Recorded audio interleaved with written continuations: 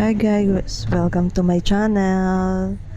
Ayan po no guys, habang po naglalakad ako kanina no, meron akong nakitang apat na kuting. Una, akala ko isa lang siya pero apat pala sila.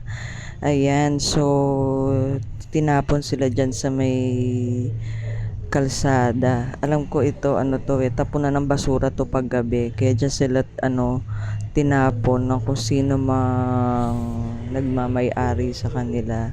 Ayan, so ako naman, nakita ko nga na nilalanggam na sila at mainit, ay dali-dali ko silang kinuha.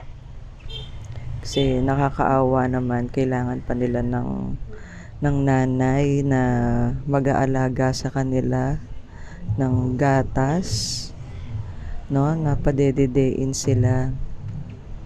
Ayan, so dinala ko po siya sa aming bahay at binigyan ko po sila ng gatas. Ayan. So ngayon hindi na po sila masyadong umiiyak. Ayan. Hintayin lang po natin silang maging okay at lumakas na. Ayan, at magbibigay po ako sa inyo ng update. Ayan, tingin ko naman malalakas naman sila at malulusog. Ayan, binigyan ko na rin sila ng vitamins. Ayan, ngayon, safe na silang apat. Ayan guys, sana po nagustuhan nyo po yung aking video. Thank you for watching.